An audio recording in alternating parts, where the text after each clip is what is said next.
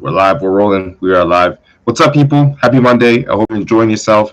Hope you're off on a good start, ready to kill this week. We're going to talk about supplements. We're going to talk about if they actually work. We're going to talk about when you should use them, if you should use them, and how you should use them. All right, so stick around. We're going to chat today, get you guys and girls a little bit more educated and informed as to what supplements are, which supplements there are, because there are so many, and which ones you should actually use. Before we dive in fully, what I'm going to do is pin the chat convo over here so we know what we're talking about on Instagram.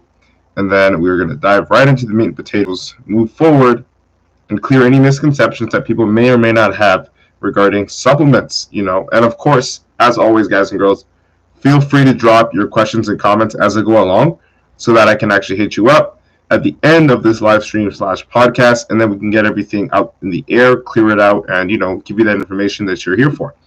What's up? I see you, Sheldon. Matt, what's good? All right, so let's dive into it, people.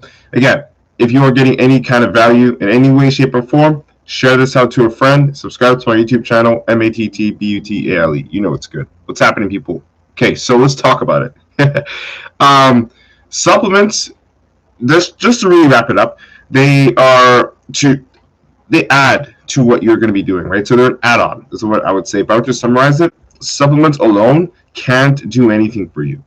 Like, if you were just to take supplements alone to suffice for your nutritional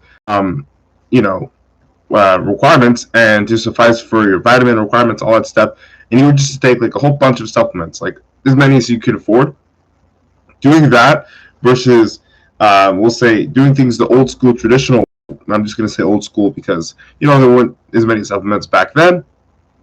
Doing one or the other, I would actually lean towards the old school way, actually benefiting you more, because there are a lot of things that supplements can help you with, guys and girls, but again, they're supplements. They're here to supply what you already have going on, right? They're not the main source, is my point, right? So, for example, protein powder, okay, because this is a very popular supplement that a lot of people use. Most people, whenever they use supplements, it's likely that they use protein powder as a supplement, as a first supplement. So I'll use this as an example.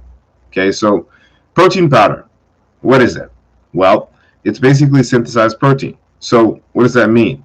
It means it's protein, the same protein you'd get from your fish, the same protein you'd get from your chicken, beef. It's protein, but it's powder. It's we'll say micronized. It's in a powder form that has a flavor that you can use to mix with water, milk, whatever have you, to consume protein. What's the point of the protein supplement? To aid your ability to consume more protein, especially it being in a liquid form. You don't have to chew. It's fast. It's convenient. You can take it around anywhere. It's a powder. You don't have to cook it as if you were, eating chicken, beef, fish, where you'd have to cook the protein. So it helps with convenience. Aside from helping with convenience, guys and girls, it also does help with digestion, depending on what kind of protein you're getting. And depending on what kind of protein you're getting, you can also be getting a different amount or different array or matrix of, we'll call BCAAs, branched chain amino acids, that some protein powders have,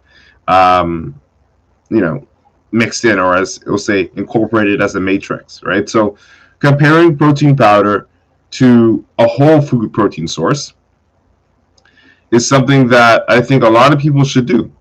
Compare it. Look at it. Would you take a protein powder over the whole food source, the chicken, the beef, the fish, all that stuff? The reason why I personally wouldn't do it is simply because of the makeup of that specific protein when it comes to what you're eating that as a whole food. It's a little bit different, but more or less is similar to the protein that you're going to be consuming as a supplement.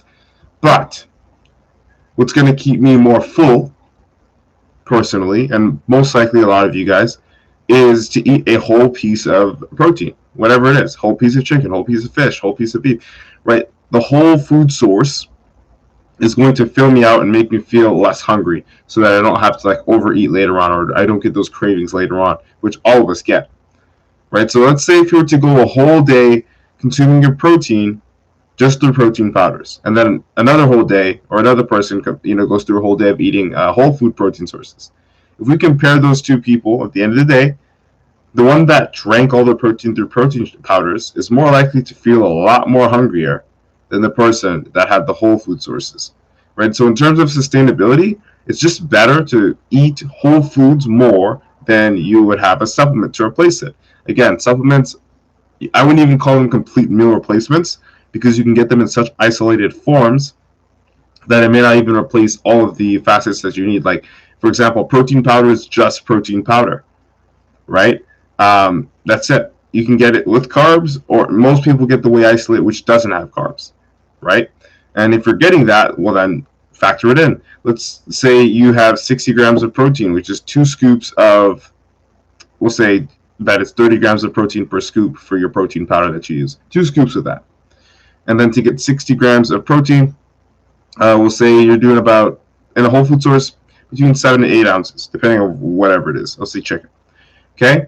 And now you're at that point where you can either eat the chicken or drink the protein shake. If I was in a place where, say I couldn't cook the chicken or couldn't heat up the chicken or I couldn't bring it with me, then I'd drink the protein powder. Simple as that, because it's convenient. It's still 60 grams of protein, and it goes down in an instant. But if I had the choice, if I could, and if I was prepared, then I would always choose the chicken breast over it, or the whole food source over it, simply because it's more filling for me, and there's a different array of branched-chain amino acids that are in whole food protein sources. So as I said, guys and girls, say if you were going to be using protein powders, use them to add on to the protein that you're already eating. So let's say like you have 4 meals and your daily total protein intake is 200 grams of protein, but you have these 4 meals and now you're at like 170 grams or 165 grams, 185 grams of protein, but you have X amount of grams of protein left to reach your protein limit for the day when factoring in macronutrients. Perfect time to take a protein shake just to close the gap without having to get extra carbs in that you would normally get if you were to fix yourself a bowl of rice chicken or rice fish or potatoes and whatever it is, right? So I want you guys and girls to really understand that supplements have the ability to work, but they are supplements, okay? Like, they are supplements. They're there to supply your nutrition. You can't, they're not the base of your nutrition. They're not the main source of your nutrition. Like, look at it, vitamins, for example. This would be a great example, actually. You can take vitamins as a pill in your cabinet, whatever. You can take vitamins that way, right? Like, you can go to whatever, Walmart, whatever store that sells them around you, buy your vitamins, and then consume them. But you can also consume your vitamins from whole food sources as well, like fruits, like vegetables, right? So use the vitamins, consume the vitamins from your whole food sources more than you would from your supplements. Because again, you're going to have that in your bowl anyway when you meal prep, right? The vitamins are going to be there. There are vitamins even in the rice. Okay, there are vitamins everywhere, but to increase the amount of vitamins that you get in a day, you add on, or therefore supplement, your vitamin intake with something that you can get off the counter, right? So, like, that's literally what supplements are. They're the piece to the puzzle. They're not the puzzle itself. So whenever I hear people like, oh, you know, I'll get jacked if I take supplements, certain supplements, da da da da, it's not the way that works. You already have to be consistent with your nutrition, consistent with your training for a long enough period of time, and then you add in the supplements so your body can utilize the extra kick, the extra bit more, right? It's as simple as that, people. All right, and I just wanted to bring that to your attention today so that you start off Monday off the right foot and you move forward in this week knowing that you learned something about supplements today that otherwise you wouldn't have heard about, right? Again, don't have faith or rely completely in any product. These fitness industry marketers nowadays, it's kind of cruel, but it is selling them products. They're going to say, if you take our supplement, you're going to grow this much muscle, or if you take our supplement, you're going to this, that, and the other. Like, I personally love supplements. I use supplements. To be specific, I use creatine, I definitely use protein powder. I definitely use citrulline and a little bit more of other supplements that we can talk about at a later day. But they do work only because my body is already working. Like I put myself to the point where I can absorb. I'm pretty confident at saying 80 to 90% of what I'm naturally putting in my body anyway, with the whole foods. Like nobody really can absorb 100%. I'm pretty sure my absorption rate of the nutrients that I put in my body is real high. I haven't tested that, so don't quote me on it.